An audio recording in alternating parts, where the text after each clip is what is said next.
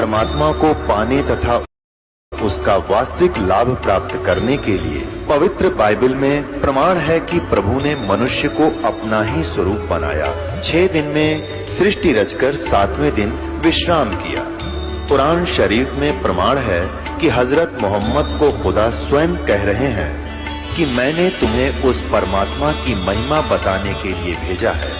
वो परमात्मा कबीर है जिसने 6 दिन में सृष्टि रची तथा 7वें दिन तख्त पर जा विराजा। उसकी खबर किसी बाखबर से पूछ कर तो देखो। कृपया अवश्य सुनिए जगत गुरु तत्वदर्शी संत रामपाल जी महाराज के अमृत वचन। आपको दास बार बार समझाता है, दास एक जीव है, लेकिन समर्थ के संग में उस परमात्मा ने दास को अपना मान लिया और दास एक चलता फिरता पावर हाउस है थोड़े पावर का, जो इस पूरे संसार ने तो पर्याप्त है, इतनी पावर है दास को दे रखी है।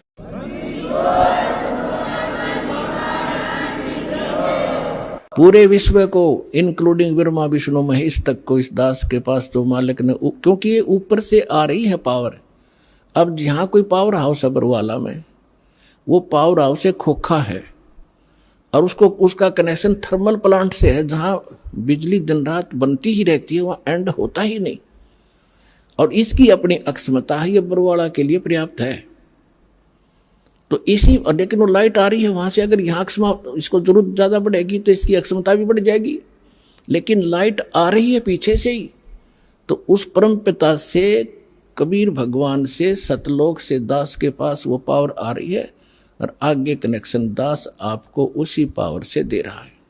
अब क्या बताते हैं, कबीर जिव्या तो वाहे भली जो रटे हरि नाम, नहीं तो काट के फेंक दियो यो मुख में भलो ना चाम। परमात्मा के नाम के जाप की कितनी महिमा बता रहे परमात्मा। वैसे तो जिव्या बहुत काम आवे, खाना खान में भी काम आवे और भी कड़वा मीठा चाखण के भी काम आती है। परमात्मा कहते हैं यदि इससे आपने भगवान की भक्ति और उसका गुणगान नहीं किए तो इस चाम की इसे अच्छे जगह पे मुंह ताम सबसे उत्तम मानना है, इसमें कति आवश्यकता नहीं। ये जीव ना तय फिर ईसा जुल्म करेगी। कहते हैं एतय पराई आत्मा जीव बांध तलवार, या जीव तलवार का काम करेगी। कोई गरीब, एक कमजोर व्यक्ति को एक तगड़ा व्यक्ति, बलवान व्यक्ति कोई अपने मुख से ऐसे वचन कह देता है, अब उसके साथ ना प्रतिशोध कर सकता, ना उसको कुछ जवाब दे सकता, बैठ कर रोता है। उसकी आत्मा को जख्मी कर दिया उस नीच व्यक्ति ने इस जीभ वाली तलवार से, वचन से। तो परमात्मा कहते हैं यदि इस जीव का सदुपयोग नहीं किया, भक्ति नहीं की, तो इसने काट के फेंक दे तो अच्छा। तो कितनी महिमा बताइए। फिर क्या बताते हैं कि नर से तू पशुआ की जय गद्दा बैल बनाई, ये 56 भोग कहाँ मन भोरे की तकुर्री चढ़ने जाई। अब क्या बताते हैं परमात्मा के फिर पीछे तू पशुआ की जय डीजे बैल बनाए, 4 पहर जंगल में डोले तो ना पेट भराए, सर पर सींग दिए मन बोरे धूम तो मच्छर उड़ावे, कंधे जुआ जोते कुआ फिर कोंदों का वो सिखावे, फिर पीछे तू खर की जगह कुरडी चरने जावे, टूटी कमर पजावे चढ़े तेरा कागा मां से गिलावे। पुणात्माओं, काल अभी आपने परमात्मा की वाणी सुनी थी कि ऊंचा दिखे धौलरा मकान और मंडी चित्ती पोल, एक भगवान के भजन बनायु काल मार रहा रोल।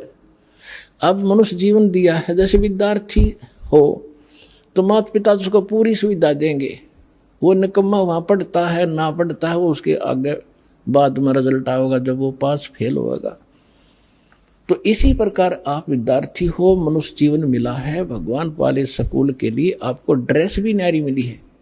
तो इसमें आप यदि सत भक्ति नहीं करते हो तो फिर आपके साथ के बीतेगी। कहते हैं फिर पीछे तू पशुआ कीजे दीजे बैल बना। ओए होए। तो अब हम समय पर भोजन खाते हैं। आप देखते हो यहाँ सतलोक आश्रम बरवाला में, वैसे तो आम जगह उपलब्ध है आजकल। कहीं बाहर जा रहे हो भाई चाय पी लेते हैं, रोक गाड़ी, चाय पी ली, प्यास लग गया जो पानी पी लिया, भूख लगी रोटी खा ली, दिल करा मिठाई, कभी फल फ्रूट, खूब ठाटते खा रहे हो, खाओ, क्योंकि आप विद्यार्थी हो, माता पिता ने आपको ये सुविधा दे रखी है, इतना जेब खर्च आपको दे के भेज रखे है। यदि आप वो शिक्षा नहीं ग्रहण करोगे यानी भक्ति नहीं करोगे तो फिर क्या बनोगे? मजदूर बनोगे। आपके बच्चे वहां रेत में लेट रहे होंगे, आप कस्सी से मिट्टी खोद रहे होंगे, तन पर कपड़ा नहीं, समय पर टूक नहीं होगा, जो विद्यार्थी पढ़ते नहीं। तो इसी प्रकार जो इस पढ़ाई को नहीं पढ़ेंगे, क्योंकि पूरा विश्व के वो मानव शरीरधारी प्राणी विद्यार्थी है, तो उससे क्या होगा? नरसेती तू फिर पीछे तू पशुआ कीजे दीजे बैल बना, और 4 पहर जंगल में डोले तेरा तो नहीं उधर बरे। अब तो जब इच्छा हो खाओ पियो, ठीक है खा लो, लेकिन वो जो काम था वो भूल गए कति। और फिर कहते हैं सिर पर सींग दिए मन बोरे और दूम तो मच्छर उड़ा। अब तो हम मच्छरदानी लगा लेते हैं, ऑल आउट वगैरह ये लगा लेते हैं, और फिर के लगावांगे? बैल बने पाछे एक पूछड़ हो गया आपके पीछे, उसने चाहे पंखा बना लियो, चाहे उसने कूलर की जगह प्रयोग कर लेना। और क्योंकि जितने भी कर्म संस्कार कमजोर होंगे तो ऐसे कर्महीन प्राणी के वहां भी अंग भंग हो जाते हैं, वह पूछड़ भी कट जाती है कई बार बैल की, वह इतनी रहती है, उन्हें नू कराया करे, वो ना कुछ काम का है। और फिर आगे बताते हैं सिर पर सींग दिए मन मोरे, ये तेरी तोब होंगी सींग, इन्हें कुछ भी प्रयोग कर लेना इनको। और फिर क्या बताते हैं? कंद जुआ जोते कुआ। पुराने समय में वाणी बोली गई थी, तब रहट के द्वारा जल निकाला जाता था कुएं से, सिंचाई उसमें बैल जोते जाते थे, और फसल होती नहीं थी, जौ होते थे, जौ वो बगैर वर्षा के भी हो जाते हैं, थोड़ी ही वर्षा से। और उनका भूस इतना खराब होया करे, पशु जल्दी से खाता नहीं, कति भूखा मरता खाता उसको, और खाते समय उसके मुंह के अंदर ऐसे कांटे से चुभते हैं उस भूस के, ऐसा होता जौओं का भूस, कौंद बोलते हैं उनको। और खाते हुए आंखों पानी पड़े और भूखा मरते न खानी पड़े। तो परमात्मा कहते याद रुकती, तुम भूल गया और ना पता होते, हम बता रहे हैं, याद रखना कि कंद जुआ और फिर जो तय कुआ, और खाओगा क्या? वो भूस जो खान का भी कोई ना, वो मरते न वो भी खाना पड़े। अपने आत्माओं इस जीव का दुरुपयोग और सदुपयोग अब करना होगा। दुरुपयोग तो करना ही नहीं, और सदुपयोग ना करने से क्या हानि होगी? दास का जन्म एक किसान परिवार में हुआ, जाट किसान के घर, और हमारे घर एक बैल था, हम छोटे छोटे जब देखा करते थे। और आली सुबह सुबह बैलों को ले जा रहा था वक्त से, किसी ने कोई कील थी इतनी लंबी लोहे की चोबा, उसके ऊपर की कैप कट गई थी, वह रिजेक्ट करके गली में फेंक दी। वह बैल के खुर में पिछले खुरों के बीच में घुस गई। अब बैल स्पीड तो चलते चलते 2-4 कदम जल्दी जल्दी रख गया, वो अंदर ठुक गई, पैर को लंग करने लगा पैर से बैल। तो हाली ने सोचा ये वैसे को ठोकर ठाकर लगी और वो जगह ठीक वहां तक। तो पहले ऐसे ही जो कोई दिक्कत हो जाती, पैर बैल का लंग करता, तो अन्य बड़े सियाणे नु क्या करते, बैल को रोकना नहीं चाहिए, कोई नस पर नस चढ़ गया, ऐसे काम लेने से ही ठीक होती है। और ऐसी नस चढ़ी होती तो हो भी जाया करती थी। इस कारण से हाली ने सारा दिन उसको टेकन नहीं दिया, उसको काम ही लेता रहा। और शाम ने जब आया, शाम तक पैर सूज गया, उस पर स्वेलिंग आ गई। आते बैल बैठ गया, और लंबा पैर पसार दिया पिछला, मुंह लावे नहीं कहे कि ना खावे, आंखों से पानी पड़े। तो देखा कि इसका तो सोई ज्यादा होगी, सुबह उठा नहीं। तो ऐसे पहले वैद्य होया करते डॉक्टरों के पुराने गांवों में। किसी ने बताया देख जाकर कि इसके घुटने पर सोई बा आ गया, बा। अब सोई चढ़ गई ऊपर घुटने ताई, वह कील लाग रही खुरों में, ट्रीटमेंट हो रहा घुटने का, उसका पट्टी बांधे गरम गरम। अब वो बता नहीं सकता बोल के मुझे कहाँ पीड़ा है। और जब अफलातून पाक रहा था, जो सोचा था मेरी ऐसे ठाठ रहेंगे, तो परमात्मा कहते तू जाने मेरी ऐसे नहीं बहेगी, ये तो हरदम लेखा भरना रे। तो 1 महीने 20 दिन के बाद वो पैर पक्या, वह कील वाला स्थान जो नीचे खुरों में था। अब खुरों में भी हाथ उठ मार के देख लिया, उसमें कुछ ऐसी विशेष चीज उसमें दिखी नहीं ना। वह बाहर वो तो अंदर घुस चुकी थी सारी, पत्थर कंकर लायक के। 1 महीने के 20 दिन के बाद वो पक के उसमें रेसा निकलने लगा। जब देखा घर वालों ने नृत्य रहेगी तो भाई यहाँ समस्या है। फिर कोई बुलाया ऐसे ही, वो चमटी सी ले रहा था नकचुंडी, उसने उसको करेल को कील निकाली बाहर, वो तरेगी इतनी लंबी। तब वो बैल पुनः ठीक हुआ। तो पुण्यात्माओं उस दिन के बाद दास का ऐसा झटका लग गया। वो बात फिर बाद याद आने लगी, जब मालिक की वाणी पढ़ने लगे, रोंगटे खड़े हो जाते। अब वो ये नहीं बता पा रहा, इस जुबान से जीभ का प्रयोग नहीं कर पा रहा, मुझे कहाँ दर्द है और कितनी झेली उसने उस संकट को। तो यहां परमात्मा कहते हैं सुखदेव ने 84 भुगती बना पजावे खरवो, तेरी क्या बुनियाद पुरानी तू पेंडा पंथ पकड़वो हो। ये सूक्ष्म वेद है, इसकी एक एक पंक्ति का एक न्यारा न्यारा अलग अलग अर्थ बनता है। अब क्या बताते हैं कि सुखदेव एक ऋषि हुए हैं, महर्षि। उन्होंने भी 84 लाख योनियों का कष्ट भोगना पड़ा। और बना पजावे खरवो, वो कुम्हार के पुजावे पर गधे की योनि उसने भी भोगी।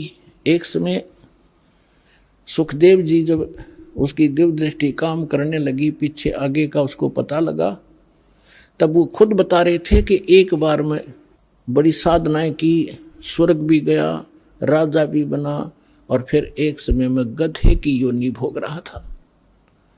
अंधा हो गया, डंडी ने छोड़ दिया, कुमार ने 2 डंडे मारे और कर दिया चलता। मैं चलता चलता एक पगडंडी पर जाता जाता जंगल में पहुंच गया। वहां एक नाला था, इक्का दुक्का व्यक्ति वहां से आता जाता था। उस नाले के निकट जाकर मैंने सोचा जंप लगा ले, उसका मुंह फंस गया, आगे मुंह टिक गया, गर्दन और पीछे से कमर फंस गई, उसमें फेट हो गया, पुड़ी बन गया और पैर लटके नीचे। अब वहां किसी ने मुझे निकाला नहीं, क्योंकि सारा दिन में एक आध व्यक्ति जा उस रास्ते से, मेरी पुड़ी बना ली। 1 हफ्ता 10 दिन में भुगत का मेरा भूखा और प्यासा। अब मुझे वो सीन दिखाई देता है, मैं उठकर बैठ जाता हूं, अपनी भक्ति करता हूं। तो यहां परमात्मा कहते हैं सुखदेव ने 84 भक्ति, वो साधना करते करते सुखदेव जैसे ऋषि जो साधना तुम कर रहे थे जिन भगवानों की, उन पूजाओं को करते करते सुखदेव जैसे महर्षि भी 84 लाख योनियों में कष्ट उठा रहे हैं। और आपकी क्या अवकात है, तेरी क्या बुनियाद पुरानी। ये छोटी मोटी मंदिर में घंटी मार के और जय गणेश देवा करके तू पार हो जाएगा, या इस संकट से पार हो जाएगा। तो पेंडा पंथ पकड़े, वो पेंडा यानी मार्ग, पैडा वे ऑफ वर्शिप, पूजा का वो मार्ग, वो रास्ता ग्रहण कर। कौन सा? जो हम बताने आए, जिससे तेरा यहां भी सुख हो और परलोक भी सुधरे। तो पुण्यात्माओं प्रसंग चला था कि हम परमात्मा से डर कर रहें और उस परमात्मा पर विश्वास करें। और उसने हमें ये सिखाना चाहते हैं कि तुम भगवान पर विश्वासी बनो।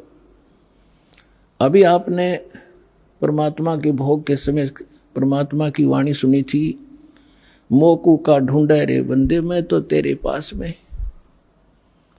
सब कुछ नकारा करके क्या बताया है, कहे कबीर सुनो भी साधो, मैं तो हूं विश्वास में। यदि आपको यह विश्वास हो गया Kabir is God, Kabir is supreme God, तो राहत भगवान देगा। और जो आपके मन में शंका संशय रहेगी तो मालिक सहारा दे नहीं पाओगा, आप केवल वर्क डन ही प्राप्त करोगे। तो उसके लिए दास का प्रयत्न रहता है कि आपके हृदय में सब शंका हटा के और परमात्मा को परमात्मा जचा दूं, और तभी आप आगे बढ़ोगे। जब आपको विश्वास होगा कबीर इज गॉड, इसलिए रह कर ये सत्संग सुनाए जाते हैं, प्रमाण दिखाए जाते हैं, ताकि आपकी शंका जड़ कति मूल से नष्ट हो जाए, और फिर कबीर साहब रह जाएगा। आज तो हम उसको कवि समझ कर रिजेक्ट करे बैठे थे, लाल को कौड़ी समझ रहे थे और कौड़ियों की गठड़ी बांध रखी थी। 36 प्रकार के देवता पूजा करते, उनको लाल समझ गए, हम डलेट हो रहे थे।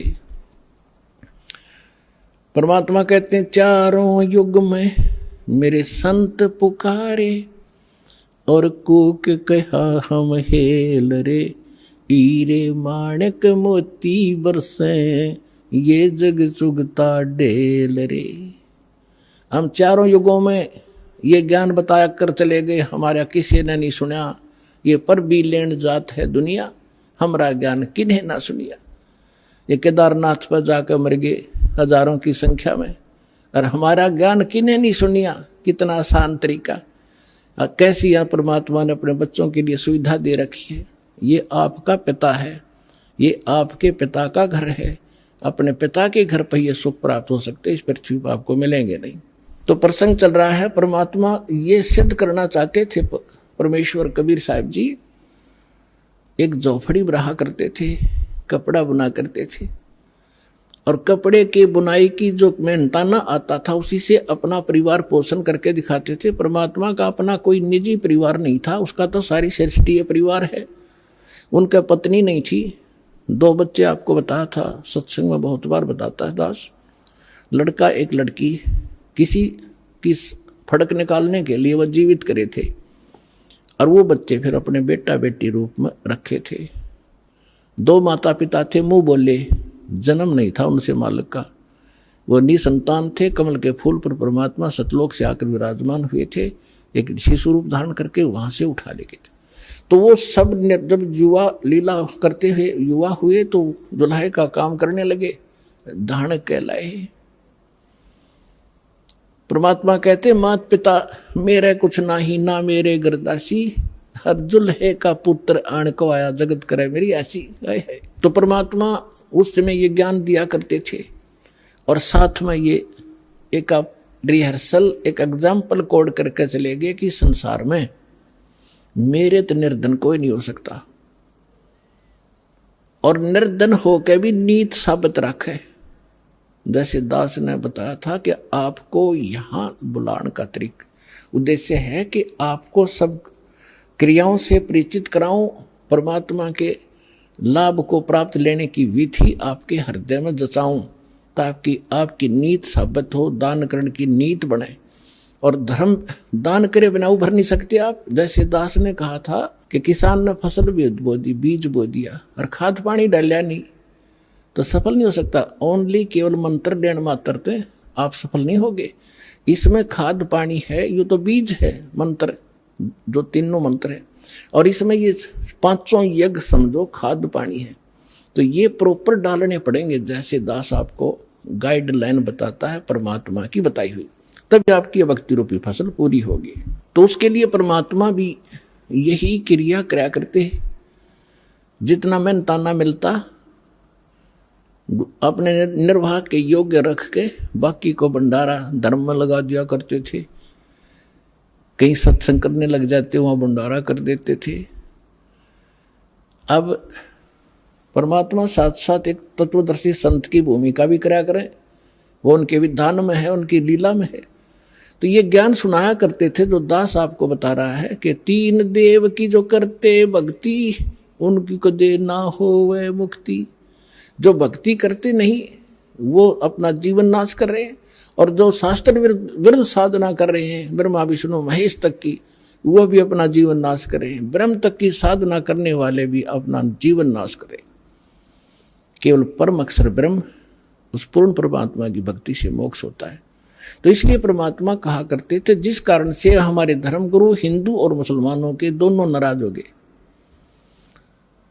उन्होंने हर तरह से ज्ञान से भी पराजित कर दिया दाता ने उनको। उन्होंने उनके साथ जुल्म ढाई कर उनसे मरे नहीं, हार कर वो थक गए। उन्होंने क्या स्कीम बनाई, उससे पहले सिकंदर लोधी उनका शेष हो चुका था, दिल्ली का सम्राट। उन्होंने क्या स्कीम बनाई कि एक बार सब ने इकट्ठा होकर कि इसकी बेइज्जती कर दो, वैसे तो काबू आ नहीं रहा, यहां से भाग जा काशी से, किसी तरह हमारा पीछा छूटा है, हमारी तो रोजी रोटी बंद करवा दी इसने।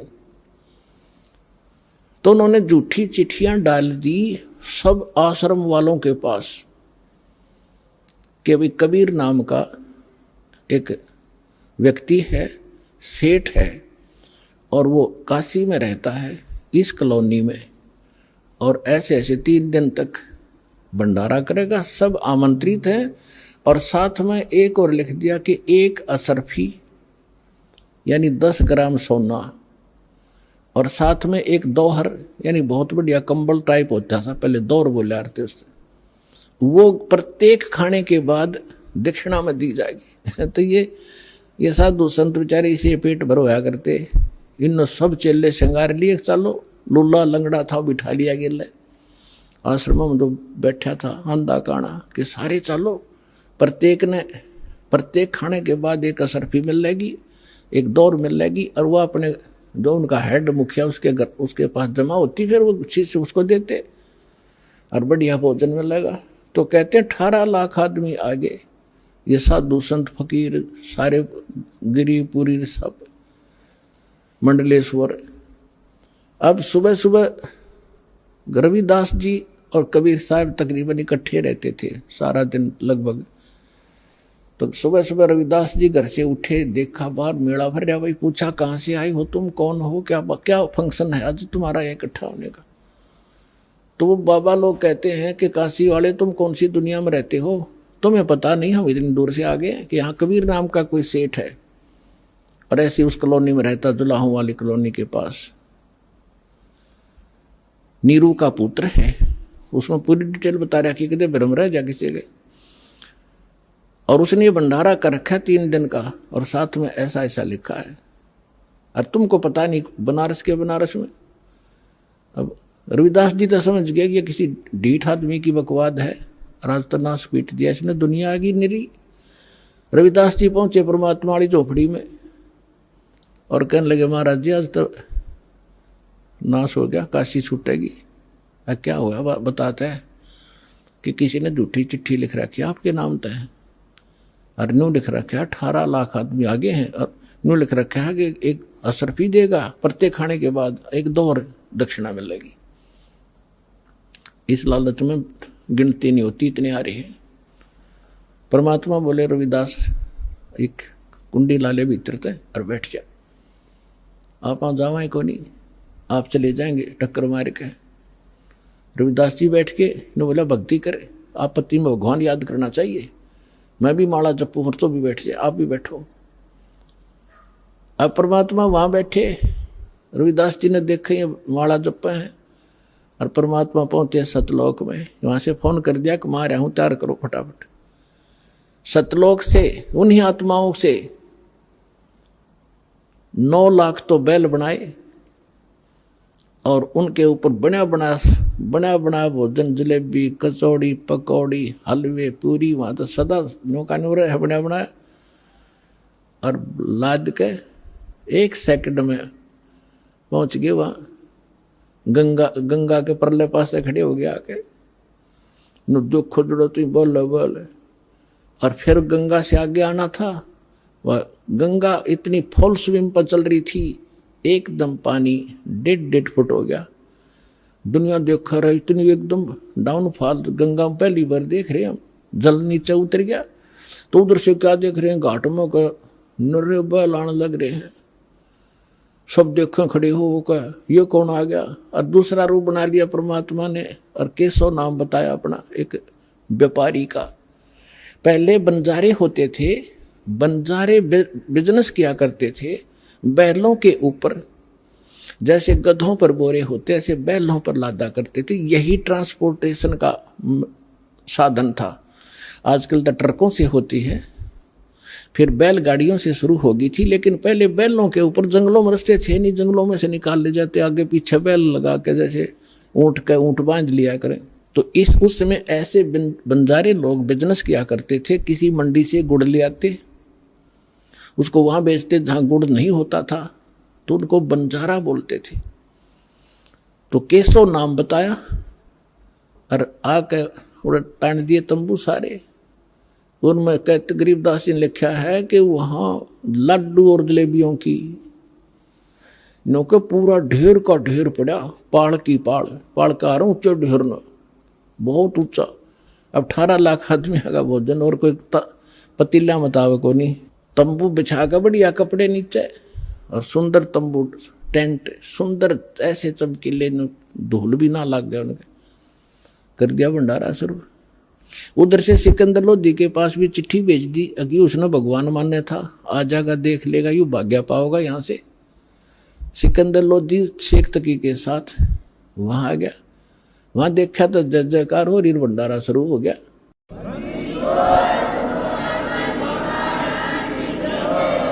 शेख तकी की तमाशी मर गई, पेट पकड़ के बैठ गया। उतने सोच कहा था कि आज पता लग जाए सिकंदर लोधी ने, इसने अल्लाह कहा करता यूं। और जब देखा कि ये भंडारा कौन कर रहा, पूछा किसी से पूछा तो पता लग गया कि यहाँ केशव नाम का व्यक्ति बैठा है। न्यू कहे मैं उसका पगड़ी बदल यार हूं, गरीब कबीर का मैं कबीर जी का पगड़ी बदल मित्र हूं। और ये राजा ने जो पूछा कि आप कौन हो, कि केशव नाम है मेरा, आप क्या लगते हो गरीब, उसके कबीर साहब आपका क्या लगते हैं, कि मेरा मित्र है वो, पगड़ी बदल यार हूं मैं उसका।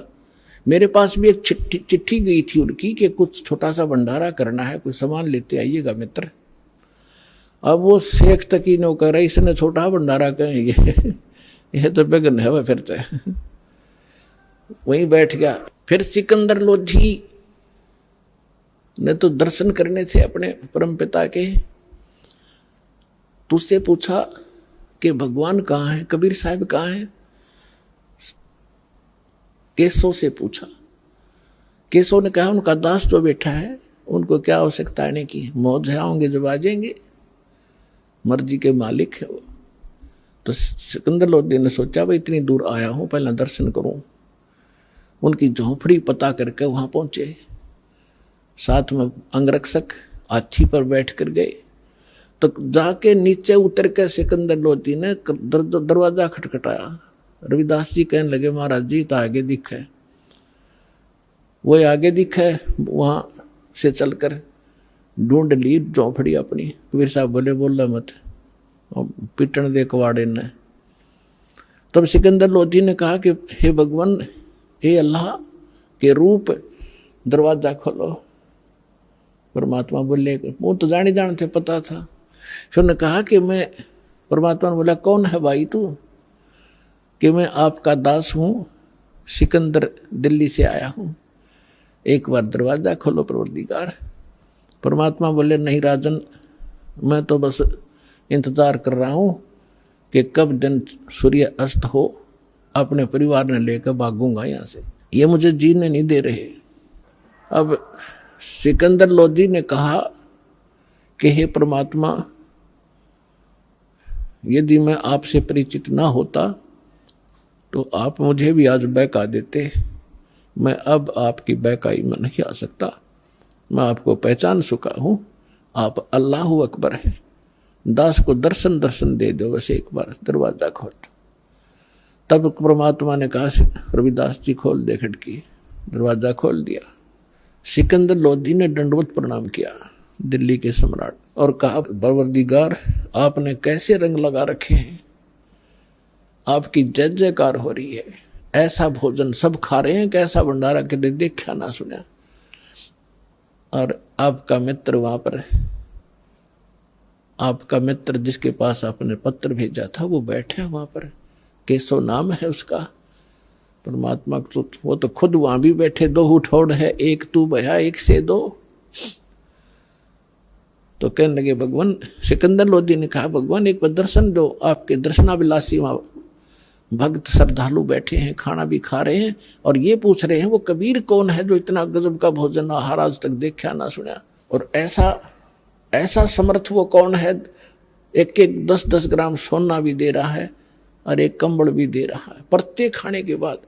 तो नकलिया ने अच्छा खाया होगा खाना एक दिन में, वो लेने के मारे दक्षिणा।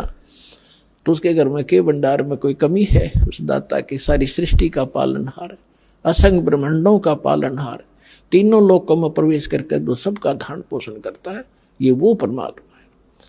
तो पुण्यात्मा हम उसके बच्चे हैं और वो भी उसके बच्चे थे जो साधु संत बने फिरे थे, परमात्मा के लिए भटक रहे थे, गलत साधना कर रहे थे, फिर भी बच्चे तो उसी के हैं। मैं रोवत हूँ सृष्टि को या सृष्टि रोए मोहे, और गरीब दास इस योग को समझ नहीं सकता कोई। तो उनको कोई भोजन खिलाना था सतलोक का लिया के, बहाना उन दुष्टों ने बनाना था, उनकी फड़क निकालनी थी, अपनी सामर्थ्य को, अपनी समर्थता दिखानी थी। आज दास के गुण गाता, जो पहले आकर भगवान वाले काम ना करके जाते तो दाता। तो सिकंदर लोधी ने कहा कि एक बार आपके दर्शन करना चाहते हैं सभी के सभी। तो परमात्मा जब कुटिया से बाहर निकले, जैसा सतलोक में उनके सिर पे मुकुट है, ऐसा मुकुट आकाश से आया और ऐसे सिर पे रखा गया। आकाश से फूल बरसने लगे।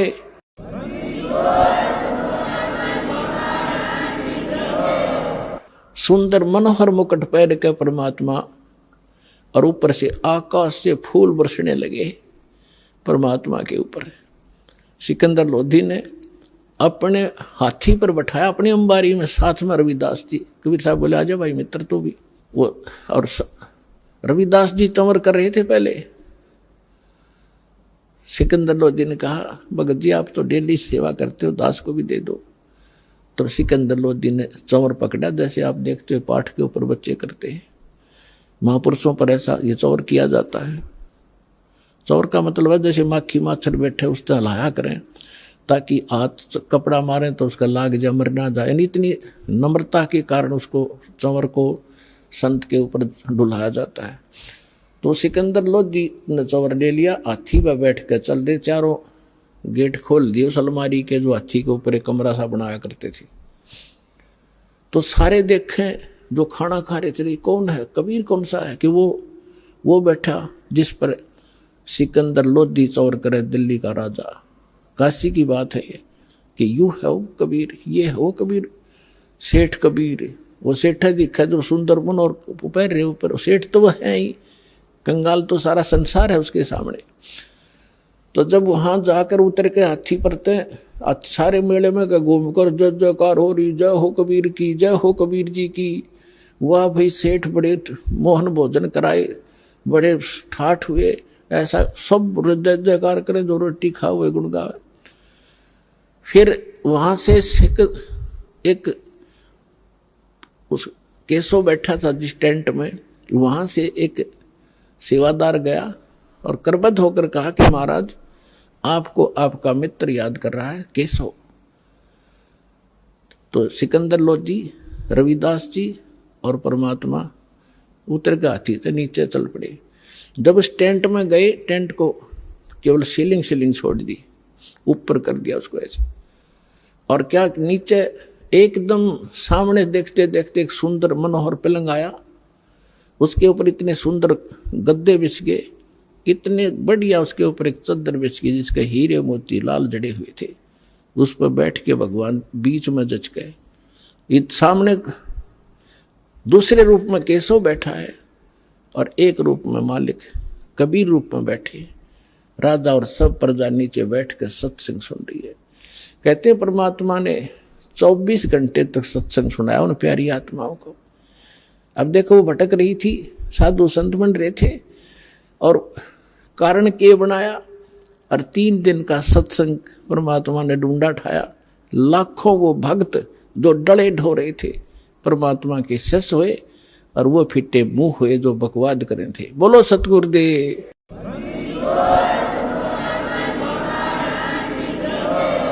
ये बहुत लंबी वार्ता है, कभी फिर समय आने पर। अभी तो दास आपको सदग्रंथों से ये प्रूव कर रहा था कि भगवान कौन है। जब आपको, जैसे पहले आप सेट हो रहे थे, कृष्ण जी भगवान, श्री रामचंद्र जी भगवान, शंकर जी भगवान, गणेश जी भगवान, तो आपको कोई भी उनकी कथा कहीं खड़ा होकर सुनावा था तो आप सारे शांत होते थे और स्वीकार होती थी, सब कुछ सही मानते थे, तो नो प्रॉब्लम थी। और जब इस दास ने यह यथार्थ कथा शुरू की तो कितना विरोध हुआ। कहता दास जान या मेरे साथ उस समय से संघर्ष करते हुए आपके भाई बहन चल रहे हैं या वो जानते हैं, आप तक हम कैसे ही संदेश को पहुंचा पाए। जेल तक जाना पड़ा, 36 मुकदमे झूठे कर रखे हमारे ऊपर, लेकिन मालिक साथ है, एक दिन सब फिट्टे मुंह हो जाएंगे और सच्चाई ऊपर आओगी।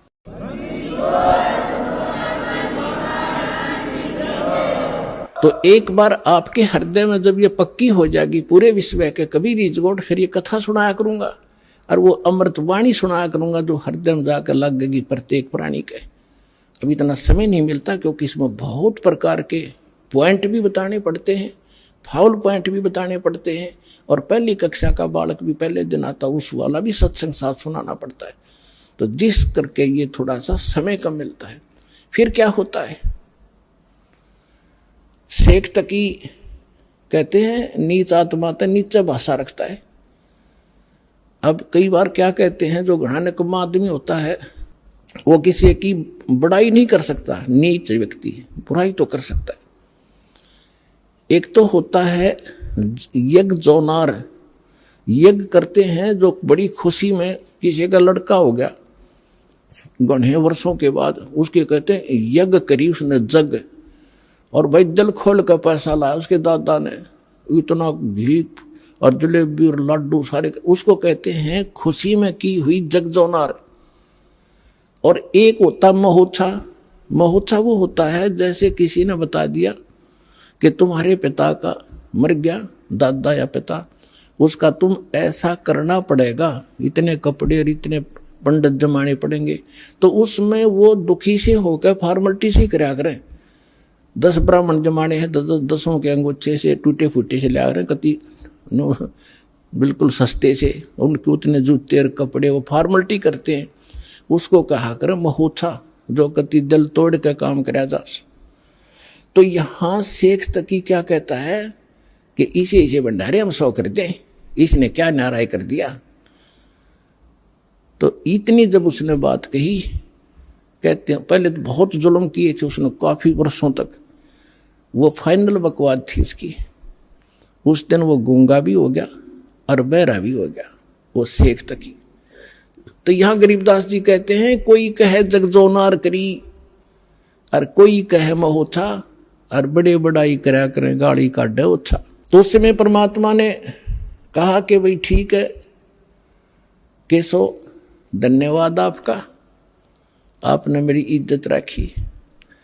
केशव कहते हैं हे भगवान शर्मिंदा ना करो, आप तो सारी सृष्टि के पालनहार हो, ये जनता के समझे तो बालक है, इनका बुद्धि को नहीं जो आपने पहचान ले। तब केशव ने कहा भी ठीक है भगतों, लाद लो सारे टेंट वेंट, 5 मिनट में धर लिए ठाके बैलना पर, चलो मैं आ रहा हूं। जब वापस गंगा से निकलने लगी, वह गंगा फिर इतना ही पानी हो गया 1.5 फुट, और सारे बैल और बंजारे जब निकल गए जो वहां से आए हुए थे, 9 लाख बैल और इतने बंजारे सतलोक के भगत आ रहे थे अंश।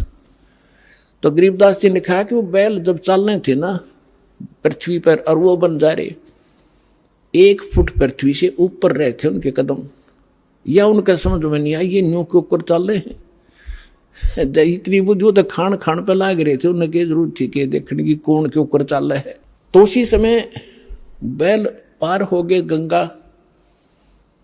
सिकंदर लोधी ने कहा कि जाओ केशव, आपका काफिला जा चुका है। दूर जा लिया होगा, न्यू खड़े होकर देखा पटरी पर चढ़ के, वहां कोई परले पार कोई बैल नहीं, कोई बंजारा नहीं। तो सब असमंजस में हो गया सिकंदर लोधी की, कहाँ गए वो सारे, तो 9 लाख बैल कोई नूता नहीं कि थे कूण में वृक्ष के आड़ में छप जाएंगे, वो तो पूरे कई किलोमीटर तक दिखाई देने थे। इतना सोच ही रहा था तो कबीर साहब कहने लगे चले गए जहां से आए थे। उधर से वो केसो उनके सामने दूसरा रूप परमात्मा के अंदर समा गया, एक कबीर साहब रह गए। बोलो सतगुरुदेव। तो परमात्मा कहते हैं कल्पे कारण कौन है, कर सेवा निकाम, और मन इच्छा फल दूंगा जो पड़े मेरे तक काम, पड़े धनी से काम। परमात्मा कहते हैं साईं इतना दीजियो जा मैं कुटुंब समावे, हम भी भूखे न रहे अतिथि न भूखा जावे। भगवान से मांगने का तरीका बताया परमात्मा ने कि घना मत मांगया करो, इतना मांगो कि परमात्मा हम भी भूखे ना रहे और द्वार पर कोई अतिथि आ जाओ भूखा ना जा, इतना जरूर दास को देना। तो ये परमात्मा ने उदाहरण दिया है कि तुम मेरे की तरह नो विश्वास करो उस मालिक पे, और तू कर सेवा निकाम, निष्काम भाव से पूजा कर और दान धर्म करता रहे। जब कभी कोई आपत्ति आवेगी, जब देखना मेरे हाथा बदल लूंगा अपने बच्चे को, सारा संसार देखता रह जाएगा।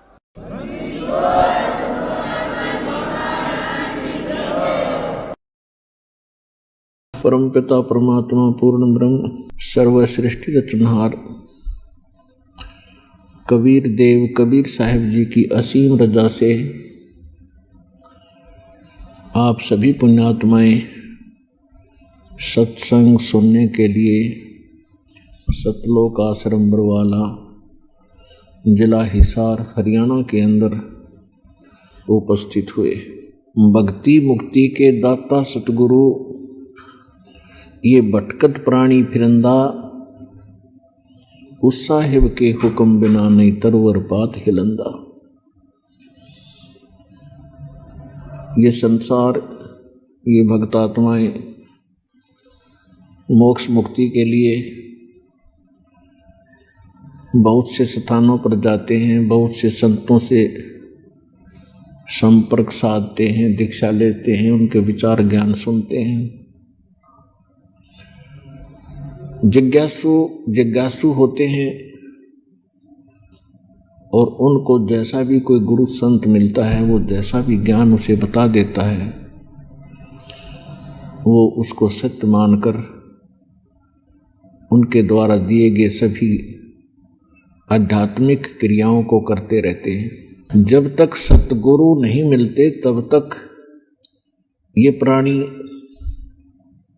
मोक्ष प्राप्ति नहीं कर सकते और इस संसार के अंदर भी अपने दैनिक जीवन में भी कोई सुख अनुभव नहीं कर सकते। इसलिए कहा है कि भक्ति मुक्ति के दाता सतगुरु ये भटकत प्राणी फिरंदा, उस साहिब के हुक्म बिना नहीं तरवर पात हिलंदा। भक्ति सतगुरु जी के पास ही होती है और भक्ति सही मिलेगी, सतगुरु पूरा मिलेगा और शेष मर्यादा में रहेगा, भक्ति करेगा तो मोक्ष सुनिश्चित है। इसमें कोई शंका करने की आवश्यकता नहीं। जब तक हमें सतगुरु नहीं मिलते और ये झूठे गुरुओं की से हम दीक्षा भी लेकर के साधना करते रहते, तो हमें परमात्मा से मिलने वाले वो लाभ प्राप्त नहीं होते जिनकी आशा लेकर के हम वहाँ जाते हैं। फिर कुछ दिन वहाँ जाते हैं तो फिर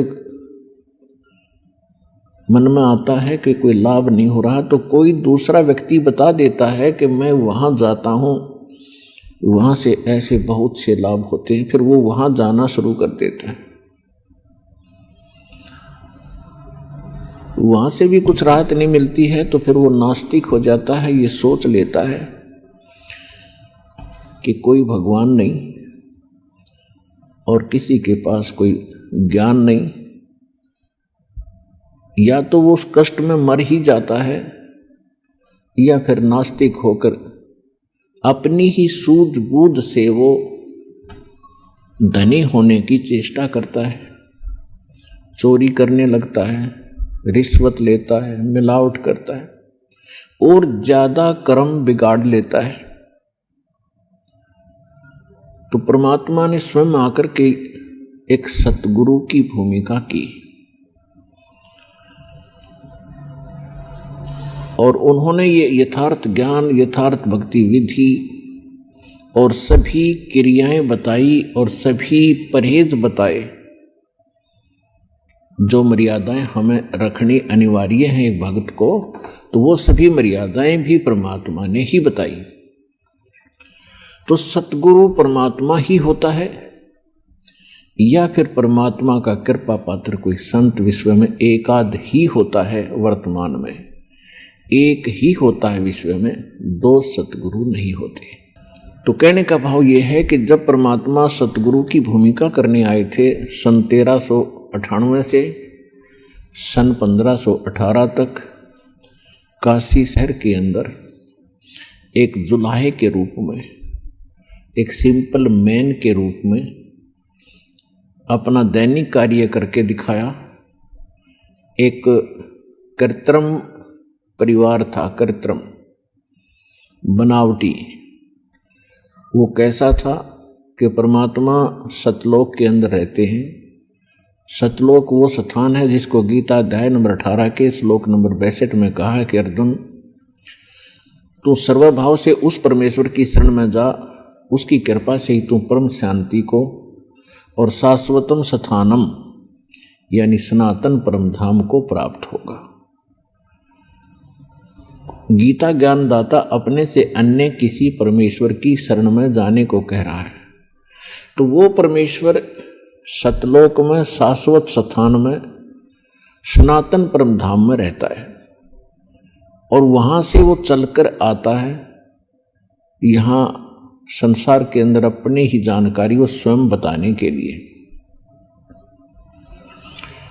तो इस लीला अनुसार परमात्मा सन 1398 में बनारस यानी काशी शहर के बाहर एक तालाब था, उसका नाम है लहर तारा तालाब।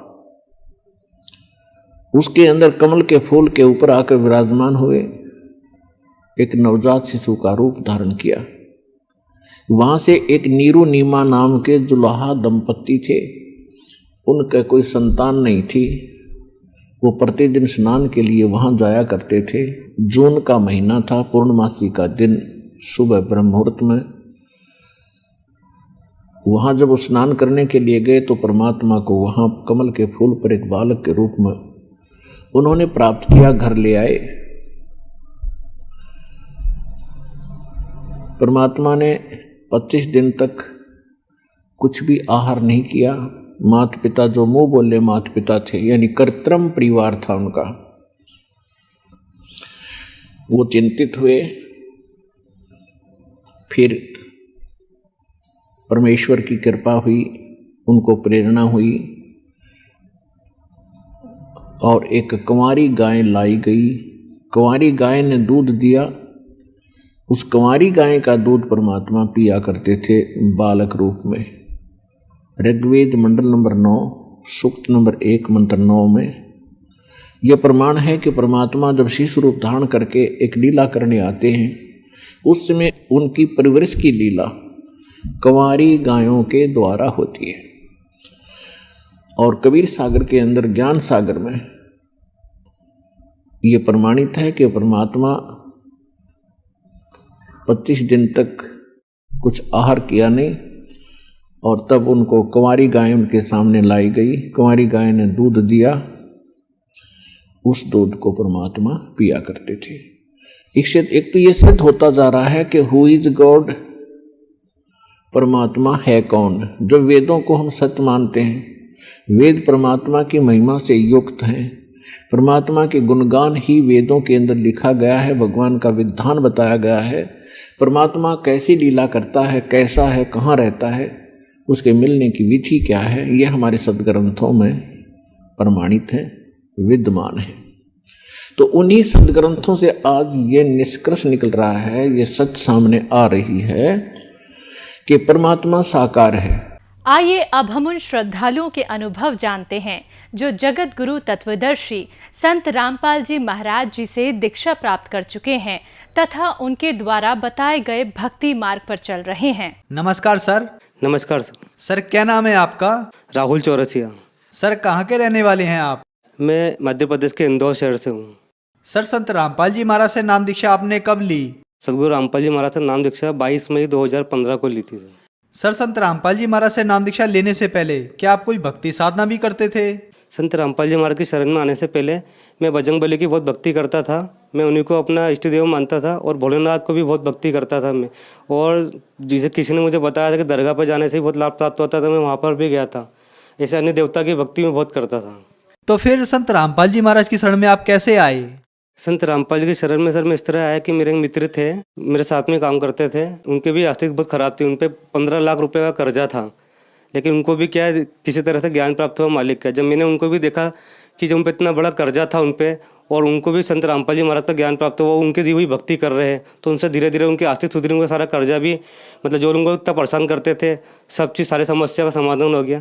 तो मुझे लगा कि नहीं, अपन जो भक्ति कर रहे हैं वो शास्त्र के अनुसार नहीं जो उन्होंने बताई थी। मुझे उन्होंने किताब दी थी ज्ञान गंगा पुस्तक पढ़ने के बाद मुझे मालूम पड़ा कि हम जो भक्ति साधना कर रहे हैं वो शास्त्रों के अनुसार नहीं है। मैंने वो पुस्तक ज्ञान गंगा पढ़ी और उन्होंने बताया था कि संत रामपाल जी की सत्संग सुनिए। जब मैंने संत रामपाल जी महाराज का सत्संग सुनने के बाद मुझे लगा कि ये बिल्कुल सही भक्ति बताई उन्होंने, सारे प्रमाण दिए। क्योंकि बताया गया कि वो भगवान जो अविनाशी है, जिसका विनाश नहीं होता, जो सशरीरी है। अगर हम सशरीरी तो हमारा को पैदा करने वाला पिता भी सशरीर होना चाहिए। इसमें हमको प्रमाण मिला। संत रामपाल जी महाराज ने चारों वेदों में बताया कि कबीर ही भगवान है। उन्होंने कुरान शरीफ को खोल के बताया, सूरत बुरगानी 25 की आयत 52-59 में बताया कि वो अल्लाह कबीर है। उसके बाद संत रामपाल जी महाराज ने बताया, बाइबल में भी प्रमाण दिया, जिन्होंने 6 दिन में सृष्टि रची वो सशरीरी भगवान वो कबीर है। उसके बाद गुरु ग्रंथ साहिब बताया। ऐसे सारे सदग्रंथों में जब हमने देखा तो मुझे पूरा विश्वास हुआ कि यही सत भक्ति है। यही भक्ति मेरे मित्र भी संत रामपाल जी महाराज का नाम लेकर करी, तो उनको भी सारा लाभ प्राप्त हुए, उनके सारे परेशानियों का समाधान हुआ। फिर मैंने भी ये ज्ञान समझ कर संत रामपाल जी महाराज से नाम दीक्षा ली। सर संत रामपाल जी महाराज से नाम दीक्षा लेने के बाद क्या आपको कोई लाभ भी प्राप्त हुए? जी भगत जी, मुझे भी संत रामपाल जी महाराज से नाम दीक्षा लेने के बाद बहुत लाभ प्राप्त हुए। सबसे पहला लाभ तो ये हुआ कि मेरा मानव जीवन बहुत सुधरा। मैं बहुत बुरी संगत में लगा था, लेकिन मेरा मानव जीवन सुधरा। उसके बाद हमारे घर में भी बहुत परेशानियां चल रही थी, वो परेशानी भी दूर हुई है। मुझे एक जीने की नई राह मिली है। और भगत जी, सबसे बड़ा लाभ तो मुझे ये हुआ कि मुझे पथरी की बहुत गंभीर बीमारी थी। वो समस्या ऐसी थी कि भगत जी मैं रोज़ तड़पता था। मेरी मम्मी मुझे देखती थी कि इतना तड़पता है। हर जगह इलाज करा है हम डॉक्टर के पास भी गए। डॉक्टर ने मुझे कहा कि सोनोग्राफी करवाई तो उसमें 9 mm की पथरी निकली थी, तो शायद थोड़ी बड़ी भी थी वो। अरविंदो हॉस्पिटल में उन्होंने हमको भेजा। अरविंदो हॉस्पिटल गए, वहाँ पे भी ये जो बताया। दूसरे डॉक्टर के पास भी गए, हम सर्जन के पास भी गए जो हमारे फैमिली सर्जन थे। उन्होंने भी बोला कि ये रिपोर्ट देखने के बाद उन्होंने भी बोला कि आपको पथरी है, और अगर इसमें ऑपरेशन नहीं करवाया तो डॉक्टर किडनी निकाल के आपके हाथ में दे देगा, क्योंकि आपकी पथरी की समस्या बहुत बढ़ती जा रही। उस समय स्थिति ऐसी नहीं थी कि हम पथरी का इलाज करवा सकते थे, लेकिन फिर भी हिम्मत करके डॉक्टर के पास गए। तो डॉक्टर ने कहा था कि अगर आपका इलाज पथरी अगर हम सर्जरी करके निकाल भी देते तो कम से कम 2 से 3 महीने आपको आराम करना होगा, उसके बाद आपको परहेज बहुत करने होंगे। सर जी, जब मुझे पथरी हुई थी तो डॉक्टर ने मुझे परहेज बताए थे कि आपको ये कोई भी बीज वाली सब्जी नहीं खानी है, कोई भी बाहर का खाना है, तला गला कुछ भी नहीं खाना है। तो भगत जी 1.5 साल तक तो मैंने उबली हुई दालें खाई थी, इतनी समस्या थी। सदगुरु रामपाल जी महाराज की शरण में आने के बाद जो उनकी भक्ति शास्त्र अनुसार जो भक्ति साधना मुझे बताई थी, वो भक्ति करने से मुझे बहुत लाभ हुआ। सबसे पहली बात तो सर, मुझे मेरा जो पथरी का जो दर्द हमेशा आकाश में कभी भी उड़ सकता था वो खत्म हुआ। बाद में मैंने एक बार रिपोर्ट करवाई, मेरी इच्छा हुई कि मैंने कहा चलो एक बार जाँच करवा के देखते हैं अपन। जाँच करवाई तो उसमें भी बिल्कुल पथरी मेरी नॉर्मल थी। और आज तक भगत जी अब देखिए, जब से मैं उनकी शरण में आया सदगुरु रामपाल जी महाराज की, तो मुझे कोई परेशानी नहीं। मैं साफ खाना खाता हूँ, मेरा जीवन सुधर गया पूरा। मेरा जीवन नरक के समान हो गया था। मैं जी के मरता था, मैं रोज़ मरता था, लेकिन मालिक के दया, सदगुरु रामपाल जी महाराज की दया से आज मैं आपके सामने स्वस्थ हूँ। आज सब कुछ खाता हूँ मैं, और आज मेरे ऊपर से शारीरिक मानसिक आर्थिक कोई भी परेशानी नहीं है। और आज मेरे परिवार भी बहुत सुखी है।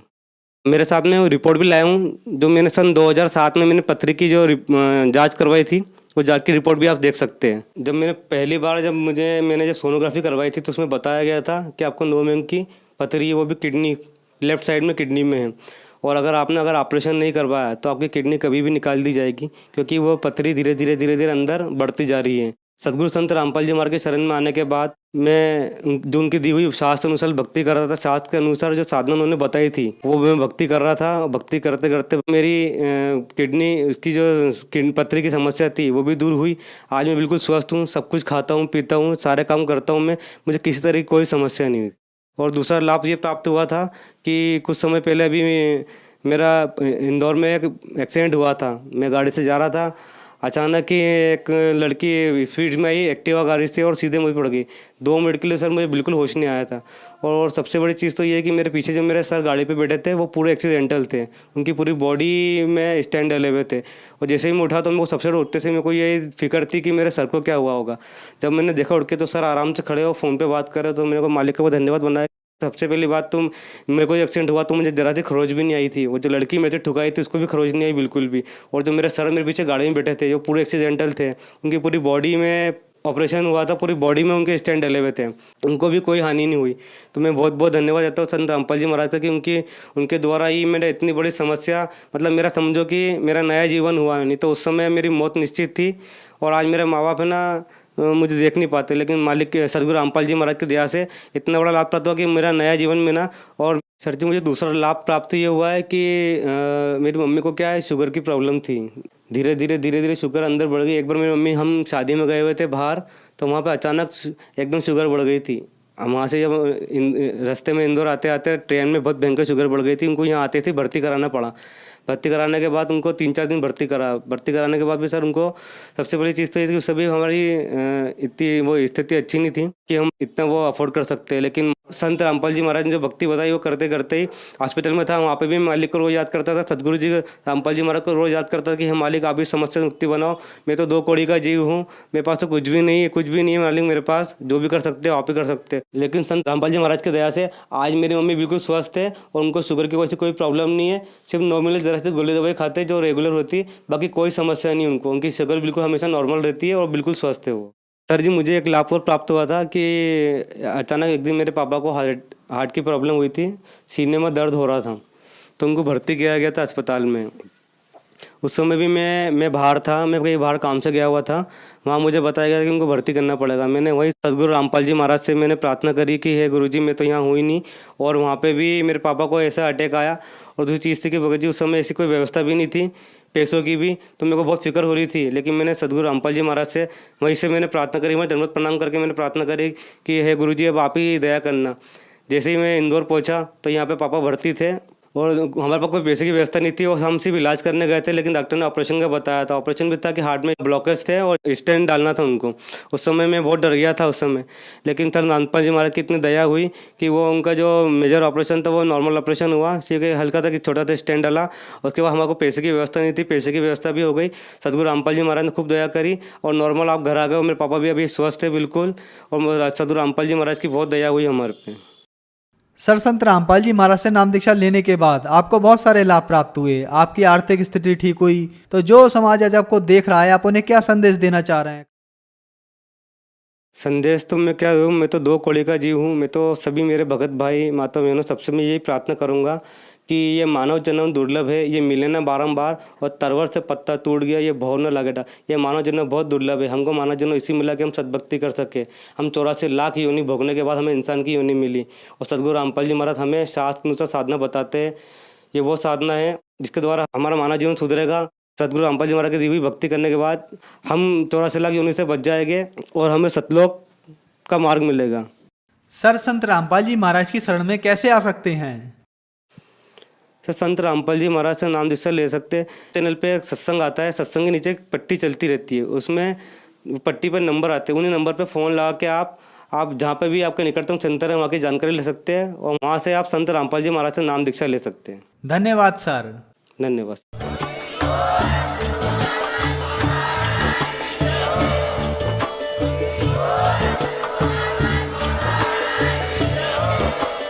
आप सुन रहे थे जगत गुरु तत्वदर्शी संत रामपाल जी महाराज जी के मंगल प्रवचन। अधिक जानकारी के लिए विजिट कीजिए हमारी वेबसाइट www.jagatgururampalji.org।